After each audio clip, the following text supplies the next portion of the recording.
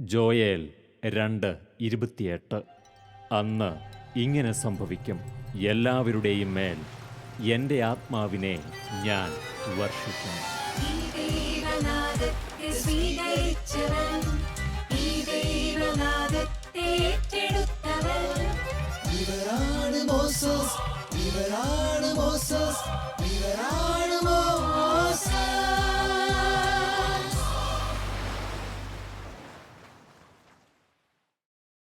Charismatic നവീകരണം സഭയിലെ പരിശുദ്ധാത്മാവിൻ്റെ ഇടപെടലാണെന്ന് തിരിച്ചറിഞ്ഞ വൈദികരിൽ വളരെ പ്രധാനപ്പെട്ടയാളാണ് ഇന്ന് ഭാരതത്തിലെ കരിസ്മാറ്റിക് നവീകരണ സേവന സമിതിയായ NSTയുടെ ചെയർമാനായി സേവനം ചെയ്യുന്ന ബഹുമാനപ്പെട്ട ജോസ് അഞ്ചാനിക്കലച്ചൻ. അച്ഛൻ്റെ ജീവിതത്തിലെ വ്യക്തിപരമായ ദൈവാനുഭവങ്ങളും അച്ഛനെ ദൈവം നടത്തിയ വഴികളും ശാലോം പ്രേക്ഷകരുടെ മുമ്പിൽ അച്ഛൻ പങ്കുവയ്ക്കുന്നു. മോസസ് എന്ന ഈ പ്രോഗ്രാമിലൂടെ നമുക്ക് അച്ഛനോടൊപ്പം യാത്ര ചെയ്യാം. കരിസ്മാറ്റിക് നവീകരണം പരിശുദ്ധാത്മാവിൻ്റെ സഞ്ചാരമാണ്. മനുഷ്യകുലത്തിനെ പുത്തൻ കാലഘട്ടത്തിലേക്ക് കൃപയാൽ നയിക്കാൻ ദൈവം ഉപയോഗിക്കുന്ന കാറ്റാണത്. അനേകം സുവിശേഷ ധീരന്മാരെ സൃഷ്ടിച്ച ചൈതന്യമാണത്. കേരളത്തിലെ നവീകരണ സമൂഹം ചേർന്നു നിന്ന കൂടാരമാണ് കളമശ്ശേരിയിലെ എമ്മാവൂസ്. KST എന്ന ആത്മീയ മുന്നേറ്റത്തെ 2011 മുതൽ 2013 വരെ നയിച്ച ഫാദർ ജോസ് അഞ്ചാനിക്കലച്ചൻ്റെ കൂടെയാണ് ഇന്ന് മോസസ് എന്ന പ്രോഗ്രാമിൽ നാം സഞ്ചരിക്കുന്നത്. ഇപ്പോൾ NSTയുടെ ചെയർമാനായി സേവനം ചെയ്യുന്ന ജോസ് അച്ഛൻ തന്നെ വഴി നടത്തുന്ന ആത്മീയ സ്നേഹത്തെക്കുറിച്ച് നമ്മോട് ഹൃദയം തുറന്ന് പങ്കുവയ്ക്കുന്നു. അച്ഛൻ, മോസസ് എന്ന ഈ പ്രോഗ്രാമിൽ ഞങ്ങൾ അച്ഛൻ്റെ ജോസ് അഞ്ചാനിക്കലച്ചൻ്റെ ദൈവാനുഭവങ്ങളും അച്ഛനെ ഈശോ നടത്തിയ വഴികളെക്കുറിച്ചൊക്കെ അച്ഛൻ ശാലോം പ്രേക്ഷകരുമായിട്ട് പങ്കുവയ്ക്കുകയായിരുന്നു. കഴിഞ്ഞ 2 എപ്പിസോഡുകൾ അച്ഛൻ വളരെ ഹൃദയസ്പർശിയായ അച്ഛൻ്റെ ചില ജീവിതാനുഭവങ്ങൾ പങ്കുവച്ചു. ഈ എപ്പിസോഡിൽ കുറച്ചുകൂടി നവീകരണത്തിലെ അച്ഛൻ്റെ ചില കാഴ്ചപ്പാടുകളും അച്ഛൻ്റെ അനുഭവങ്ങളും ഒക്കെ കുറച്ചുകൂടി വ്യക്തതയോടെ കേൾക്കാൻ ഞങ്ങൾ കാത്തിരിക്കുന്നു. ശാലോം പ്രേക്ഷകർ, എല്ലാ ശാലോം പ്രേക്ഷകർക്കും വേണ്ടി ബഹുമാനപ്പെട്ട ജോസ് അച്ഛനെ ഹൃദയപൂർവ്വം ഈ എപ്പിസോഡിലേക്ക് സ്വാഗതം ചെയ്യുന്നു. അച്ഛൻ കഴിഞ്ഞ 2 എപ്പിസോഡുകളിൽ അച്ഛൻ കുറേ വ്യക്തിപരമായിട്ട് അച്ഛൻ്റെ ജീവിതാനുഭവങ്ങളെക്കുറിച്ചൊക്കെയാണ് കൂടുതലും പറഞ്ഞത്. അച്ഛനിപ്പോൾ ശരിക്കും കരിസ്മാറ്റിക് നവീകരണത്തിൻ്റെ ദേശീയ തലത്തിലുള്ള ചെയർമാനാണ്. അച്ഛൻ വളരെ ഫലപ്രദമായിട്ട് കഴിഞ്ഞ 3 വർഷങ്ങളായിട്ട് അച്ഛൻ ഇന്ത്യയിലെ കരിസ്മാറ്റിക് നവീകരണത്തെ നയിക്കുന്നു. ഈ ദേശീയ തലത്തിലുള്ള നവീകരണ നേതൃത്വത്തെക്കുറിച്ച് അച്ഛനെ കർത്താവ് എങ്ങനെയാണ് അച്ഛനെ ഉപയോഗിക്കുന്നത്, അച്ഛൻ എങ്ങനെയാണ് തോന്നിയിട്ടുള്ളത്? ഈ NST എന്നുള്ളത് CBCI വിശ്വാസം അർപ്പിച്ചിരിക്കുന്ന കരിസ്മാറ്റിക് നവീകരണത്തെ നയിക്കാനുള്ള സമിതിയാണ്, ഇന്ത്യയിലെ സമിതിയാണ്. അപ്പം അത് ഇന്ത്യയിലെ കരിസ്മാറ്റിക് നവീകരണം മൊത്തത്തിൽ നോക്കുമ്പോൾ എനിക്കുള്ളൊരു ബോധ്യം, ഭാരതത്തിലെ മിക്കവാറും എല്ലാ രൂപതകളിലും കരിസ്മാറ്റിക് നവീകരണത്തിൻ്റേതായിട്ടുള്ള പ്രവർത്തനങ്ങളുണ്ട്. എല്ലായിടത്തും ഓർഗനൈസ്ഡ് അല്ല, ചില സ്ഥലങ്ങളിലൊക്കെ അത് നന്നായിട്ട് നടക്കുന്നുണ്ട്. ചില സ്ഥലത്ത് പുറമേക്ക് അധികം വരുന്നില്ല എങ്കിലും അവർ ആ ഏരിയയിലൊക്കെ വളരെ നന്നായിട്ട്. ഉദാഹരണമായിട്ട് ഞാൻ 2 വർഷം മുമ്പ് നോർത്ത് ബംഗാളിലെ ജയ്പാൽഗുഡി എന്ന് പറഞ്ഞ സ്ഥലത്ത് പോയി. അവിടെ ഭൂരിപക്ഷവും ഈ തേയിലത്തോട്ടം തൊഴിലാളികളും അങ്ങനെയൊക്കെയാണ്. പക്ഷെ വളരെ മനോഹരമായിട്ടുള്ളൊരു കൺവെൻഷൻ അവിടെ നടന്നു. ധാരാളം ആളുകൾ അവരവിടെ വന്ന് താമസിച്ച് 3 ദിവസം ഫുൾ ടൈം താമസിച്ച് കുറേ അധികം ഉണ്ടായിരുന്നു. ഒരു 10,000-4,000 പേര് ആൾക്കാരുണ്ടായിരുന്നു. അത്രയും ആൾക്കാരുണ്ടായിരുന്നു ആ മേഖലയിൽ. ഞാൻ കഴിഞ്ഞ വർഷം ഇവിടെ ജഷ്പൂർ, നമ്മുടെ ഛത്തീസ്ഗഡിലെ ജഷ്പൂർ എന്ന് പറഞ്ഞ സ്ഥലത്ത് കൺവെൻഷന് പോയിരുന്നു. ഹിന്ദി കൺവെൻഷനായിരുന്നു. ഞാൻ ഹിന്ദിയിലൊക്കെ പ്രസംഗിച്ചു കേട്ടു. അവിടെ ലാസ്റ്റ് ദിവസം ഞായറാഴ്ച ഒരു 20,000-25,000 ആൾക്കാരുണ്ടായിരുന്നു ജഷ്പൂർ. അപ്പം അങ്ങനെ അതുപോലെ ഹിന്ദി കൺവെൻഷൻ നടക്കുന്ന പല സ്ഥലങ്ങളിലും ഉണ്ട്. ബോംബെയിൽ വെച്ച് ഹിന്ദി കൺവെൻഷൻ നടന്നിരുന്നു. അപ്പോൾ മറ്റ് ധാരാളം സ്ഥലങ്ങളിലുണ്ട്. ഞാനിപ്പോൾ താമസിയാതെ ഷില്ലോങ്ങിൽ പോകുന്നുണ്ട്. അവിടെ ഒരു ധ്യാനം പരിപാടിയൊക്കെ ആയിട്ട് അവിടെയും പല സ്ഥലങ്ങളിലും ആക്റ്റീവായിട്ടുണ്ട്. പിന്നെ അവർ ഒത്തിരി, പക്ഷെ നോർത്ത് ഈസ്റ്റിൽ നിന്നൊക്കെ ധാരാളം ആളുകൾ നമ്മുടെ നാഷണൽ തലത്തിലുള്ള പ്രോഗ്രാമിനൊക്കെ വരാറുണ്ട്. ഈ കരിസ്മാറ്റിക് നവീകരണം ഇപ്പോൾ കേരളത്തിൽ അൽമായരെ രൂപപ്പെടുത്തി എന്ന് പറഞ്ഞതുപോലെ ഇപ്പം നമ്മൾ കേരളത്തിന് പുറത്ത് നോക്കിയാലും ധാരാളം അൽമായരെയൊക്കെ അങ്ങനെ ലീഡർഷിപ്പിലും ഒക്കെ അൽമായരെ സഭാത്മകമായിട്ട് വളർത്താൻ കേരളത്തിന് പുറത്തും നവീകരണം NST തലത്തിൽ പ്രോഗ്രാമുകളുണ്ട്. NSTയുടെ ഒരു പ്രോഗ്രാമായിരുന്നു എംപവർമെൻറ്റ് ക്യാമ്പ് എന്നും പറഞ്ഞ് നടത്തുന്നുണ്ടായിരുന്നു. അത് ഡൽഹിയിൽ അതിൻ്റെ ഓഫീസിൽ വെച്ചാണ് നടത്തിക്കൊണ്ടിരുന്നത്. ഇപ്പോൾ അത് എല്ലാവരും ഡൽഹിയിലേക്ക് വിളിക്കാതിരിക്കാൻ വേണ്ടി ഓരോ ഏരിയയിൽ വെച്ച് നടത്തുന്നുണ്ട്. അപ്പോൾ അതൊരു എൻറിച്ച്മെൻറ്റ് പ്രോഗ്രാം എന്നും പറഞ്ഞ് നടത്തുന്നുണ്ട്. അപ്പോൾ അതിലൂടെ ധാരാളം അൽമായർ നേതൃത്വത്തിലേക്കൊക്കെ വരുന്നുണ്ട്, ലീഡർഷിപ്പ് പ്രോഗ്രാം. അതുപോലെ എല്ലാ വർഷവും ലീഡേഴ്സിനുള്ള പ്രോഗ്രാം നടക്കുന്നുണ്ട്. ഈ വരുന്ന മെയ് മാസത്തിലും ലീഡർഷിപ്പ് പ്രോഗ്രാം ഉണ്ട്. ഇപ്പോൾ NST തലത്തിൽ അങ്ങനെ നാഷണൽ തലത്തിൽ ലീഡേഴ്സിനെ വളർത്താനുള്ള പ്രോഗ്രാമുകൾ ധാരാളമായിട്ട് നടക്കുന്നുണ്ട്. ധാരാളമായ നേതാക്കന്മാർ രംഗത്തേക്ക് വരുന്നുമുണ്ട്. ഈ കേരളത്തിന് പുറത്തുള്ള മലയാളികൾ നമുക്കറിയാമല്ലോ, ലോകത്തിലെ എന്ത് കാര്യങ്ങൾ എടുത്താലും അതിനകത്ത് മലയാളികളുടെ ഇടപെടലുണ്ടെന്ന് എന്ന് പറഞ്ഞ പോലെ ഈ മലയാളികൾ നവീകരണത്തിൽ കേരളത്തിന് പുറത്ത് നല്ലതായിട്ട് സഹകരിക്കുന്നുണ്ട്. നന്നായിട്ട് സഹകരിക്കുന്നുണ്ട്. ഇപ്പം ഉദാഹരണമായിട്ട് ബാംഗ്ലൂർ ഇപ്പോൾ പുതിയ ചെയർമാനും സെക്രട്ടറിയും ഒക്കെ മലയാളികളാണ്. ബോംബെയിൽ പിന്നെ ഇപ്പോൾ അവർ മലയാളികൾക്ക് വേണ്ടി പ്രത്യേകം പ്രാർത്ഥനാ ഗ്രൂപ്പുകളായിട്ടൊക്കെ തുടങ്ങുന്നുണ്ട്. അപ്പം അങ്ങനെ കുറച്ചുകൂടി ഓർഗനൈസ്ഡ് ആയിട്ട് മലയാളി സമൂഹം ഉള്ളിടത്ത് മലയാളികളുടേതായിട്ടുള്ള ഗ്രൂപ്പുകളൊക്കെ ഫോം ചെയ്യുന്നുണ്ട്. അല്ലാത്ത സ്ഥലത്ത് ഇപ്പോൾ മൈസൂരിൽ മലയാളികളാണ് അതിൻ്റെ നേതൃത്വത്തിലുണ്ടായിരുന്നത്. ഇപ്പോൾ ഈ അടുത്ത കാലത്തൊന്ന് മാറിയിട്ടുണ്ട്. അപ്പോൾ അങ്ങനെ അവരുള്ളിടത്ത് ആക്റ്റീവായിട്ട് അവർ സഹകരിക്കുന്നുണ്ട്, നന്നായിട്ട് സഹകരിക്കുന്നുണ്ട്. കാരണം മലയാളികൾ ഈ ഒരു വിശ്വാസത്തിൽ അവർ മുന്നിട്ട് നിൽക്കുന്നതാണല്ലോ. അത് നവീകരണത്തിലും അതിൻ്റേതായിട്ടുള്ള എല്ലാ സഹകരണങ്ങളും നടക്കുന്നുണ്ട്. ഒരു ദേശീയ തലത്തിൽ ഇതിൻ്റെ ഉത്തരവാദിത്തത്തിലേക്ക് വന്നപ്പോൾ അച്ഛൻ അനുഭവിച്ച ഏറ്റവും വലിയൊരു പ്രതിസന്ധി എന്തായിരിക്കും? ഈ ലീഡർഷിപ്പിൽ അച്ഛൻ അനുഭവിച്ചൊരു പ്രതിസന്ധി എന്ന് പറയുന്നത്, ഞാൻ ആഗ്രഹിച്ചൊരു കാര്യം, എനിക്ക് തൊട്ട് മുമ്പുണ്ടായിരുന്ന NST, ഞാനിവിടെ അംഗമായിരുന്ന NSTയുടെയും ഒരാഗ്രഹം എല്ലാ റീജിയണിലും ഒരു ലീഡർഷിപ്പ് ടീം ഉണ്ടാകണം എന്നുള്ളതാണ്. അത് എല്ലാ സ്ഥലത്തും ഒന്ന് എത്തിച്ചേരാനുള്ള ബുദ്ധിമുട്ട്, ഇപ്പോൾ നമുക്ക് എല്ലാ സ്ഥലത്തും അതിനുള്ളൊരു ഓർഗനൈസേഷൻ ഇല്ലാത്തതുകൊണ്ട് നമുക്ക് കോണ്ടാക്ട് ചെയ്യാനുള്ളൊരു ബുദ്ധിമുട്ട്, അങ്ങനത്തെ കുറച്ച് പ്രതിസന്ധികൾ മാത്രമേ ഉള്ളൂ. വേറെ അല്ലാതെ മറ്റ് തരത്തിലുള്ള ബുദ്ധിമുട്ടുകളൊന്നും ഉണ്ടായിട്ടില്ല. ഇപ്പം നമ്മൾ ആഗ്രഹിക്കുന്ന വിധത്തിൽ നമുക്ക് എല്ലാ റീജിയണിലും അങ്ങനെ ഒരു ടീം ഉണ്ടാക്കാനോ എത്തിച്ചേരാനായിട്ട് സാധിച്ചിട്ടില്ല. അപ്പം അങ്ങനെ ചില സ്ഥലത്ത് ആക്റ്റീവ് അല്ലാത്തത് കൊണ്ട് നമ്മൾ ഉദ്ദേശിക്കുന്ന വിധത്തിൽ അതുകൊണ്ട് എങ്കിലും ശ്രമിക്കുന്നുണ്ട്. ഞാനത് ശ്രമിച്ചുകൊണ്ടിരിക്കുകയാണ് ഇപ്പോഴും. ഞാനും തന്നെ പല സ്ഥലത്തൊക്കെ പോയിരുന്നു. ഇപ്പം ഉദാഹരണം ആന്ധ്രയിൽ നേരത്തെയൊക്കെ നല്ല ടീം ഉണ്ടായിരുന്നു, ഇപ്പം കുറച്ച് നാളായിട്ടില്ല. എങ്കിലും അവിടെ ഹൈദരാബാദിലൊക്കെ പോയിട്ട് അതിൻ്റെ ടീം ഫോർമേഷൻ നടക്കുന്നുണ്ട്. ഇനിയിപ്പോൾ ഷില്ലോങ്ങിൽ പോകുന്നുണ്ട്, ഞാൻ പറഞ്ഞല്ലോ. അതുപോലെ ബംഗാളിൽ അത് ചെയ്യാൻ വേണ്ടി ശ്രമിച്ചിരുന്നു. ചെന്നൈയിലാണേലും അവർ അത് നന്നായിട്ട് ചെയ്യാമെന്ന് പറഞ്ഞു. ഇപ്പോൾ ഒരു ടീമൊക്കെ ഉണ്ടാക്കിയിട്ടുണ്ട് ചെന്നൈയിൽ. അങ്ങനെ അത് പോകുന്നുണ്ട്. അങ്ങനെ ഒരു പ്രതിസന്ധി മാത്രമേ പ്രത്യേകമായിട്ട് എനിക്ക് വെച്ചാൽ ഇന്ത്യയിലെ ഒരു നേതൃത്വം എന്ന് പറയുമ്പോഴത്തേക്കും പ്രത്യേകിച്ച് അച്ഛന് ഹിന്ദി സംസാരിക്കാനൊക്കെ അറിയാമായിരുന്നോ? ഹിന്ദി സംസാരിക്കാൻ അത്യാവശ്യമൊക്കെ അറിയാം. പക്ഷേ ഞാൻ പറഞ്ഞല്ലോ, ഞാൻ 2-3 ഹിന്ദി കൺവെൻഷനിലൊക്കെ ഞാൻ പ്രസംഗിച്ചിട്ടുണ്ട്. ഞാൻ അതിലേക്കാണ് അത് ശരിക്കും ഒരു പരിശുദ്ധാത്മാവിൻ്റെ ഇടപെടലായിരുന്നു. തീർച്ചയായിട്ടും. പിന്നെ അതിനാവശ്യമായിട്ടുള്ള പ്രിപ്പറേഷനൊക്കെ നടത്തി. പക്ഷെ എനിക്ക് ഹിന്ദി അറിയത്തില്ല എന്ന് അവിടെയുള്ള ആളുകൾക്കൊന്നും മനസ്സിലായിട്ടില്ല. എനിക്ക് നന്നായിട്ട് ഹിന്ദി അറിയാവുന്ന അവർക്കത് അത് അങ്ങനെ എന്നെ പരിശുദ്ധാത്മാവ് നയിച്ചു എന്നുള്ളതാണ്. അതിലൂടെ ജയ്പായ്ഗുഡി ബംഗാളിൽ, അതുപോലെ ജഷ്പൂർ, അവിടെയൊക്കെ ഹിന്ദി തന്നെയാണ് സംസാരിച്ചത്. അതല്ലേ, അങ്ങനെ നന്നായിട്ട് പോകാനുണ്ട്. പിന്നെ നമുക്ക് ഇംഗ്ലീഷ് മതി.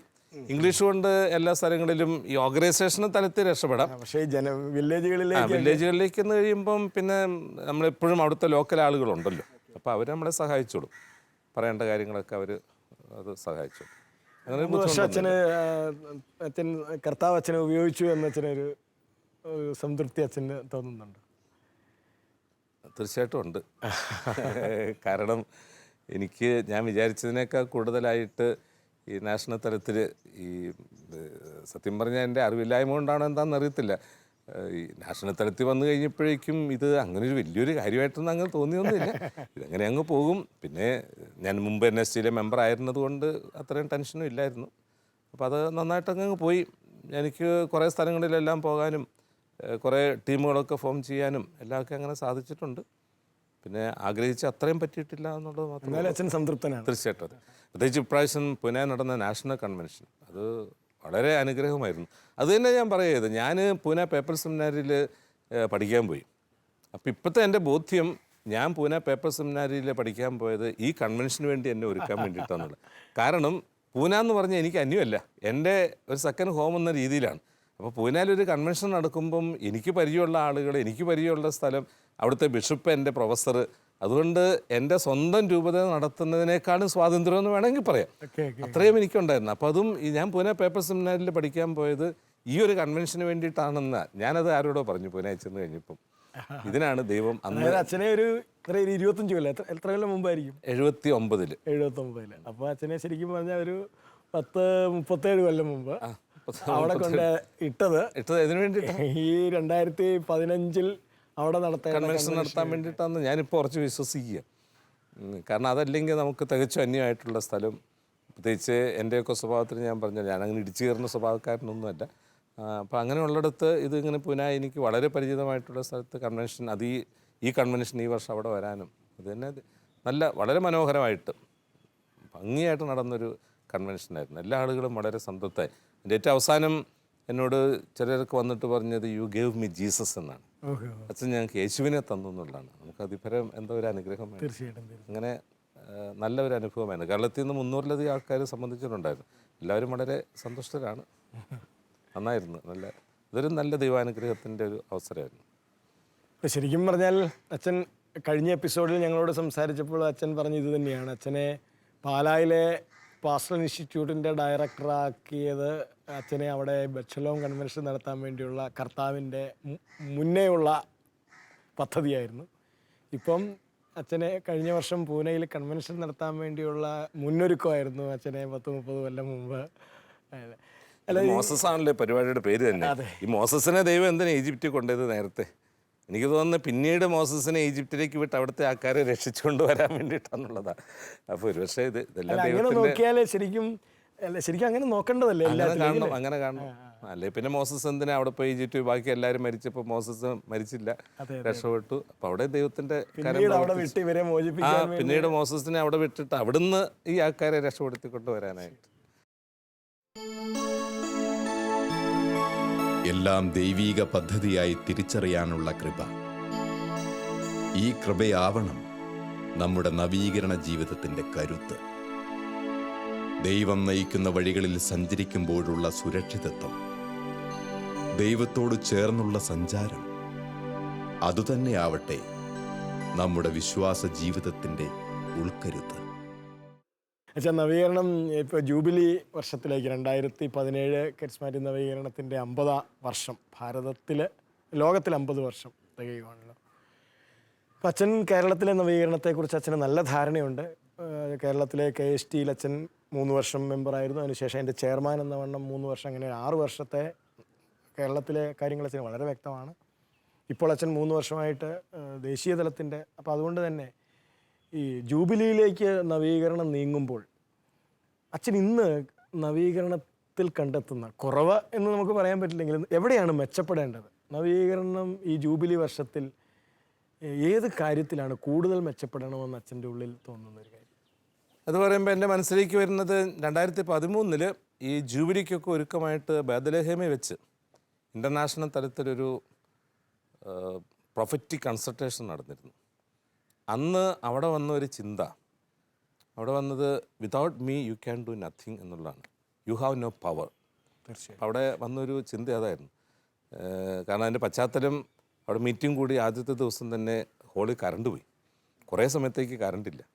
അപ്പോൾ അവിടെ എല്ലാവരും പ്രാർത്ഥിച്ചു കഴിഞ്ഞ അവസാനം അവിടെ ICCRS ഓഫീസിലെ എൻ്റെ സെക്രട്ടറി അങ്ങനെ ഒന്നിച്ച് അനൗൺസ് ചെയ്തു, യു ഹാവ് നോ പവർ. അപ്പോൾ എല്ലാവരും വിചാരിച്ചു ഇന്ന് കറണ്ട് കിട്ടാൻ പോകുന്നില്ലെന്ന്.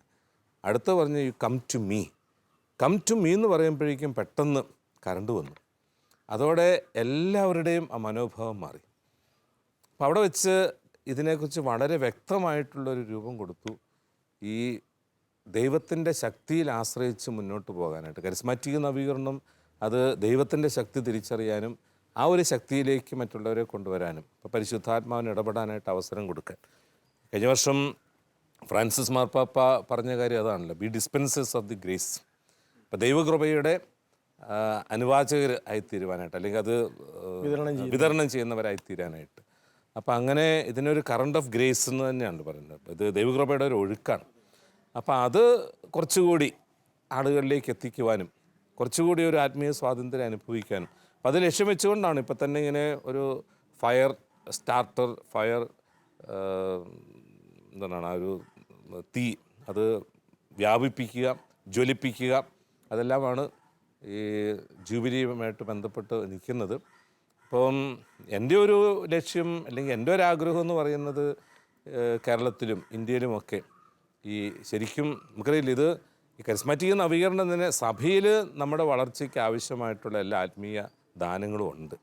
അതിനെ അതിൻ്റെ പൂർണ്ണതയിൽ അനുഭവിക്കാനാണ് കരിസ്മാറ്റിക് നവീകരണത്തിലൂടെ സഹായിക്കുന്നത്. അപ്പോൾ ആ തരത്തിൽ മനുഷ്യരെ ആത്മീയതയുടെ ആഴത്തിലേക്ക് കൊണ്ടുപോകാൻ അതിന് പ്രാർത്ഥനാ ഗ്രൂപ്പിലൂടെയും വരദാനങ്ങളുടെ ഉപയോഗത്തിലൂടെയും ഇന്ന് അതിനൊക്കെ കുറച്ച് കുറവ് വന്നിട്ടുണ്ടെന്ന് എനിക്ക് തോന്നുന്നു. കാരണം ആളുകളെല്ലാം ഇങ്ങനെ ദൈവാനുഗ്രഹത്തിൻ്റെ പുറകെ പോയി കഴിയുമ്പോഴേക്കും നല്ലതാണ്, ആവശ്യമാണ്. അതോടൊപ്പം ഈ ഒരു ആത്മീയ അനുഭവത്തിൽ വളരാനുള്ള കുറച്ചുകൂടി ആഴത്തിലേക്ക് പോകുന്ന അത് പ്രാർത്ഥനാ ഗ്രൂപ്പിലൂടെയും ഇടവക കേന്ദ്രീകൃതമായിട്ടുള്ള നവീകരണ അനുഭവത്തിലൂടെയൊക്കെ സാധിക്കുന്നതാണ്.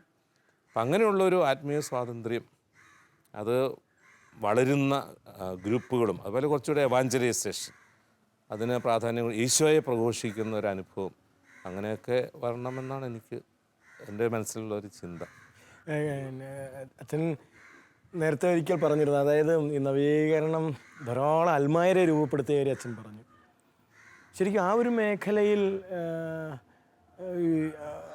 ആ അൽമായ രൂപീകരണത്തിൻ്റെ കാര്യത്തിൽ ഈ ജൂബിലി നാളുകളിൽ എന്തെങ്കിലും കുറച്ചുകൂടി മാറ്റങ്ങൾ ഉണ്ടാകേണ്ടതുണ്ട് അച്ഛൻ്റെ ഒരു ചിന്ത അതിനെക്കുറിച്ച്? തീർച്ചയായിട്ടും ഉണ്ടാകേണ്ടതുണ്ട്. കാരണം ഈ കരിസ്മാറ്റിക് നവീകരണം തന്നെ അത് ഒരു അൽമായരുടെ ഒരു മുന്നേറ്റമായിട്ട് തന്നെ നമുക്ക് വേണമെങ്കിൽ പറയാനായിട്ട് സാധിക്കും. അപ്പം അവിടെ അൽമായർ ശരിയായിട്ടുള്ള ദിശയിൽ വളർന്നു വരുവാനായിട്ട് കരിസ്മാറ്റിക് നവീകരണം എന്താണെന്ന് മനസ്സിലാക്കണം, പരിശുദ്ധാത്മാവിൻ്റെ പ്രവർത്തനങ്ങൾ എങ്ങനെയാണെന്ന് മനസ്സിലാക്കണം, വരദാനങ്ങൾ എന്താണെന്ന് മനസ്സിലാക്കണം. ശരിക്കും പരിശുദ്ധാത്മാവിൻ്റെ വരദാനങ്ങൾ ഉപയോഗിച്ച് വളരുന്ന ഒരു ഗ്രൂപ്പ് സഭയിലുണ്ടാകണം. അത് വത്തിക്കാൻ കൗൺസിലിൻ്റെ ചിന്ത തന്നെ അതായിരുന്നല്ലോ, പരിശുദ്ധാത്മാവിൻ്റെ ഒരു പുത്തൻ ഉണർവും ഒരു പുത്തൻ അഭിഷേകം എല്ലാം ഉണ്ടാകുക എന്നുള്ളതായിരുന്നല്ലോ. അപ്പോൾ അത് ഇന്നും സഭയിൽ തുടരുന്നത് കരിസ്മാറ്റിക് നവീകരണത്തിലൂടെയാണ്. അതിനെ സഹായിക്കാൻ കരിസ്മാറ്റിക് നവീകരണത്തിന് സാധിക്കും. അപ്പം അങ്ങനെയുള്ളൊരു ഫോർമേഷൻ അത് കൂടുതൽ അൽമായർക്ക് കൊടുത്താൽ നല്ലതായിരിക്കും. നവീകരണം എന്നത് ഒരു ജീവിത ശൈലിയാണ്. അടിസ്ഥാന മാനസാന്തരത്തിന് ശേഷമുള്ള വ്യക്തിപരമായ ജീവിതശൈലി. ഒരുവൻ കർത്താവിൻ്റെ കൃപയിൽ ആശ്രയിച്ചുകൊണ്ട് മുന്നേറുമ്പോൾ ദൈവം അവനെ കൃപയാൽ അഭിഷേകം ചെയ്യുന്നു. ഇനിയുള്ള കാലഘട്ടത്തിൽ ഈ കൃപയാൽ വളരുന്ന സുവിശേഷ ധീരന്മാരെയാണ് തിരുസഭയ്ക്ക് ആവശ്യമെന്ന് നാം തിരിച്ചറിയുക. ഈ അച്ഛനെ ഏറ്റവും ആദ്യത്തെ എപ്പിസോഡിലൊന്ന് സൂചിപ്പിച്ചു, അതായത് അച്ഛൻ്റെയൊക്കെ വളർച്ചയുടെ പിന്നിൽ വളരെ പ്രധാനപ്പെട്ട ഒരു ഘടകം അച്ഛൻ പറഞ്ഞു, ഈ ഒരു ഫെലോഷിപ്പ്, ഒരു കൂട്ടായ്മയെക്കുറിച്ച് അച്ഛൻ പറഞ്ഞു. അത് വൈദികരും അൽമായരും നിങ്ങളൊന്നിച്ച് ഒരു ടീമായിട്ട്. അപ്പോൾ അച്ഛൻ പറഞ്ഞു അത് അച്ഛനെ വളരെ സ്വാധീനിച്ചു എന്നാണ് പറഞ്ഞത്. നവീകരണത്തിൽ ആ ഒരു കൂട്ടായ്മയുടെ തലത്തിൽ കുറച്ചുകൂടി മെച്ചപ്പെടേണ്ടതുണ്ടോ അച്ഛൻ്റെ അതിനെക്കുറിച്ചുള്ളൊരു തുറന്ന വീക്ഷണം? അതെല്ലാവരുടെ അഭിപ്രായം തന്നെ ഞാനും പറയാൻ വേണം എന്നുള്ളതാണ് എല്ലാവരുടെയും. കാരണം എന്നും പറയുന്ന ആദ്യകാലത്തുണ്ടായിരുന്ന ഒരു കൂട്ടായ്മയും ഒരു ബന്ധവും അത് ഇപ്പോഴില്ല. പക്ഷേ കേരളത്തിലൊക്കെ അത് ഒത്തിരി മാറി വരുന്നുണ്ട്.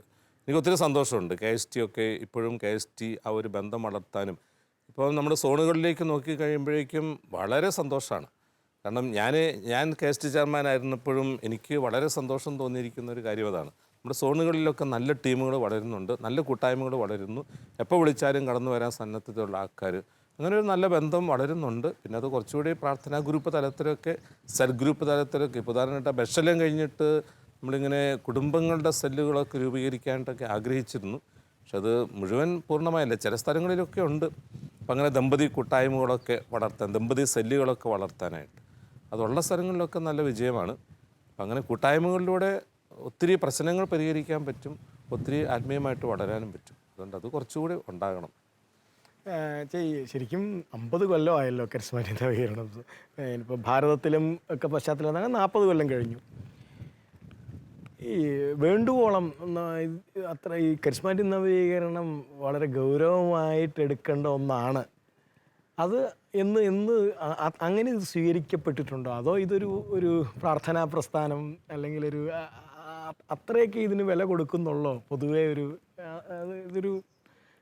ഇത് വളരെ പ്രധാനപ്പെട്ട ഒരു ദൈവത്തിൻ്റെ ഒരു ഇടപെടലാണ്, അത്രയും ഗൗരവം ഇതിന് ലഭിക്കുന്നുണ്ടോ എല്ലായിടത്തും എന്ന് വെച്ചാൽ ഇതിൻ്റെ ഒരു അത് കരിസ്മാറ്റിക് നവീകരണത്തെക്കുറിച്ച് പറയുന്നത് ഒരു മൂവ്മെൻ്റാണ്. അപ്പോൾ അതിൻ്റെ മാറ്റങ്ങൾ സംഭവിക്കുന്നു, അങ്ങനെ മാറിക്കൊണ്ടിരിക്കുന്നു. ഇപ്പം കരിസ്മാറ്റിക് നവീകരണമാണെങ്കിലും എനിക്ക് തോന്നുന്നത് തുടങ്ങിയ കാലത്ത് ഉണ്ടായിരുന്ന ഒരു ആവശ്യബോധം ഇപ്പോഴുണ്ടെന്ന് തോന്നുന്നില്ല. തുടങ്ങിയ കാലത്ത് കാരണം അത് അന്ന് ഒത്തിരി ആളുകൾ അടിസ്ഥാന മാനസാന്തരത്തിലേക്ക് നയിക്കാനും അതുപോലെ ഇടവകളിലെ പ്രാർത്ഥനകളും മറ്റു കാര്യങ്ങളെല്ലാം സജീവമാകാനൊക്കെ ഒത്തിരി സഹായിച്ചിരുന്നു. ഇന്ന് അതിൻ്റെ ഒരു ഓറിയൻറ്റേഷൻ കുറച്ച് മാറിപ്പോയി. അതിൻ്റെ പേരിലായിരിക്കാം ഇന്ന് അത്രമാത്രം ഒരു ആവശ്യബോധം ഉണ്ടെന്ന് തോന്നുന്നില്ല. പിന്നെ വേറൊരു കാര്യം, ഒത്തിരി ആളുകൾ ധ്യാനത്തിൽ പങ്കെടുത്തു, ഒത്തിരി ആളുകൾ പ്രാർത്ഥനയിൽ പങ്കെടുക്കുന്നു. അപ്പോൾ നേരത്തെ ചെയ്തുകൊണ്ടിരുന്നത് പോലെ ഇതും അതിൻ്റെ കൂടെ അങ്ങ് പോയി. അപ്പോൾ ഇതിനൊരു വ്യത്യസ്തത അധികം അനുഭവപ്പെടുന്നില്ല എന്ന് പറഞ്ഞാൽ ഓറിയൻറ്റേഷൻ തിരിച്ചു വരേണ്ടതുണ്ടോ? തീർച്ചയായിട്ടും, എങ്കിലേ വളരുകയുള്ളൂ.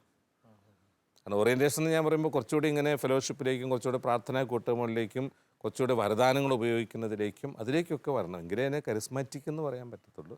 അല്ലെങ്കിൽ ഇപ്പോൾ ആൾക്കാർ ഒരു ധ്യാനം പോയി കൂടുന്നു, തിരിച്ച് വീട്ടിൽ വരുന്നു, 6 മാസം കഴിയുമ്പോൾ വീണ്ടും ഒരു ധ്യാനം പോയി കൂടുന്നു, അവിടെ നിന്ന് പോകും. ഒരു വളരുകയല്ല. പൗലോസ്ലീഹ പറഞ്ഞാൽ ഇപ്പോഴും പാല് കുടിച്ച് ജീവിക്കുന്നവരെ പോലെ ആയിത്തീരും, ഒരിക്കലും വളരുന്നില്ല. തിരിച്ചു വന്ന് കൂട്ടായ്മയിലൂടെ ശക്തിപ്പെട്ട് ചുറ്റുപാടിനെ ശക്തിപ്പെടുത്താൻ തക്ക ഒരു ഓറിയൻറ്റേഷൻ, അവിടെയാണ് സുവിശേഷവൽക്കരണം നടക്കുന്നത്. ഇപ്പം നമ്മൾ ഈ കരിക്മ കോഴ്സൊക്കെ കൊടുത്ത് ആളുകളെ മറ്റുള്ളവരുടെ സുവിശേഷം പറയാനൊക്കെ പരിശീലിപ്പിക്കുന്നുണ്ട്. അപ്പോൾ അതിലേക്ക് കൂടുതൽ ആളുകൾ കടന്നു വരണം. അതിന് കൂടുതൽ ആളുകൾ കടന്നു വരണമെന്നുണ്ടെങ്കിൽ ഈ ഒരു അടിസ്ഥാന മാനസാന്തരത്തിലേക്ക്, അടിസ്ഥാന സുവിശേഷവൽക്കരണത്തിലേക്കും ബോധ്യത്തോടെ വരുമ്പോഴേ അത് പറ്റുകയുള്ളൂ. എങ്കിലേ അതിനുവേണ്ടി കമ്മിറ്റഡ് ആയിട്ടുള്ള ആൾക്കാർ രംഗത്തേക്ക് വരികയുള്ളൂ. അതല്ലെങ്കിൽ എല്ലാവരും വലിയ വലിയ കൺവെൻഷനൊക്കെ സംഘടിപ്പിച്ച് അതിൻ്റെ പുറകെ മാത്രം അങ്ങായിപ്പോവും. ഈ അടിസ്ഥാന സുവിശേഷവൽക്കരണമൊക്കെ ചിലപ്പം നഷ്ടപ്പെട്ടു. അച്ഛൻ്റെ അഭിപ്രായത്തിൽ ആരാണ് ഈ ഓറിയൻറ്റേഷനിലേക്ക് തിരികെ വരണമെന്ന് അച്ഛൻ പറഞ്ഞല്ലോ, ആരാണിത് ശ്രദ്ധിക്കേണ്ടത്? അതിൻ്റെ ഉത്തരവാദിത്വം KSTക്കുണ്ട്, നവീകരണത്തിന് നേതൃത്വത്തിലുള്ളവർക്കുണ്ട്, പിന്നെ കരിസ്മാറ്റിക് നവീകരണവുമായിട്ട് ബന്ധപ്പെട്ട എല്ലാവരും. ധ്യാന കേന്ദ്രങ്ങളുണ്ട്, അവർക്കും ഇല്ല. തീർച്ചയായിട്ടും ധ്യാന കേന്ദ്രങ്ങൾ അതിന് നല്ല ഒരു ഓറിയൻറ്റേഷൻ കൊടുക്കേണ്ടതാണ്. കാരണം ധ്യാന കേന്ദ്രങ്ങളിലൂടെ നല്ല ആത്മീയ നവീകരണങ്ങൾ ലഭിക്കുന്നുണ്ട്.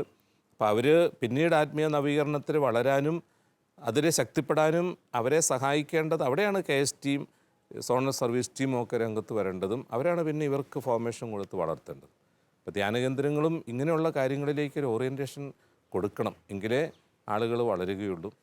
എല്ലാവരും കൂടെ ശരിക്കും ഒരു ഒത്തൊരുമിച്ച് നിൽക്കേണ്ട ഒരു സമയമാണിത്. തീർച്ചയായിട്ടും ജൂബിലി, KST, ജൂബിലി സമയത്ത് സോണുകൾ, അതുപോലെ ധ്യാന കേന്ദ്രങ്ങൾ, എല്ലാവരും കൂടി മറ്റ് ശുശ്രൂഷാ കേന്ദ്രങ്ങൾ. കാരണം ഇത് വലിയൊരു ദാനമാണ്. ഇപ്പം മാർപ്പാപ്പ തന്നെ പറഞ്ഞ പോലെ ഇതൊരു ദൈവത്തിൻ്റെ വലിയൊരു വരദാനമാണ്.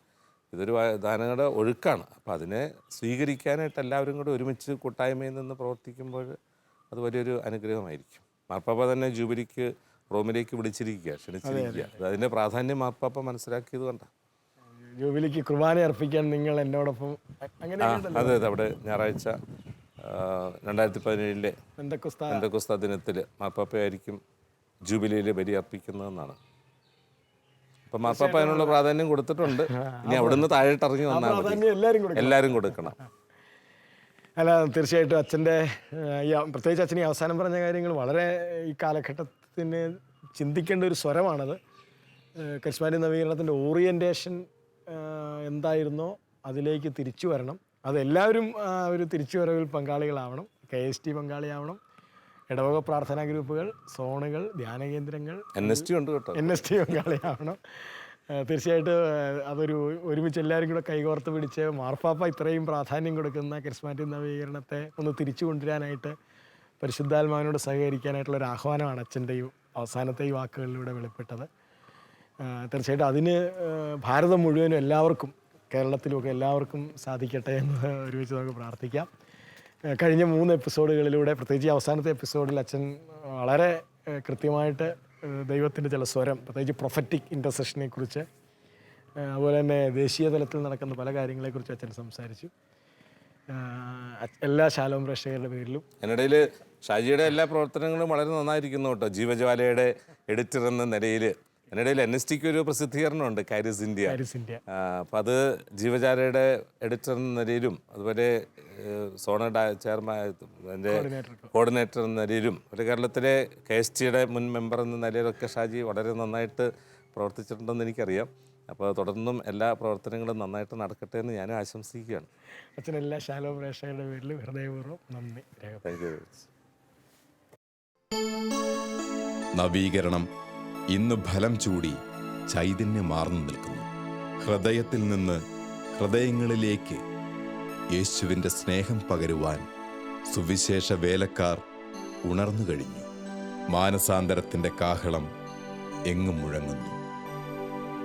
ക്രിസ്തു ഈ ലോകത്തിലേക്ക് വന്നത് പാപികളെ തേടിയാണ് എന്നത് എങ്ങും പ്രഘോഷിക്കപ്പെടട്ടെ. അവൻ്റെ കാരുണ്യത്തിലേക്ക് ഏവരും ചേർക്കപ്പെടട്ടെ. ആ ഉറവയിൽ നിന്നും നുകരുന്ന ജീവിത കൃപയിൽ ഏവരും ചരിക്കട്ടെ. പോകാം നമുക്ക് ആ ക്രൂശിതൻ്റെ കാലടിപ്പാടുകൾ പിഞ്ചെന്ന് ചുട്ടുപൊള്ളുന്ന വയലേലകളിലേക്ക്.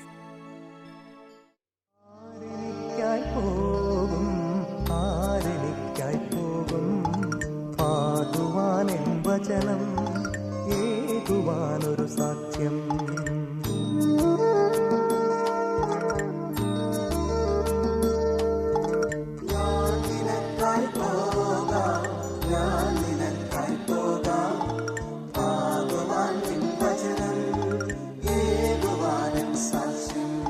ക്ലേശമോ ദുരിതമോ പീഡനമോ രോഗമോ ദുഃഖമോ നഗ്നതയോ, ക്ലേശമോ ദുരിതമോ പീഡനമോ രോഗമോ ദുഃഖമോ നഗ്നതയോ, അകറ്റുകില്ലെന്നേ ഒരു നാളും അകറ്റുകില്ലെന്നേ കർത്താവേ നിൻ സ്നേഹത്തിൽ നിന്നും.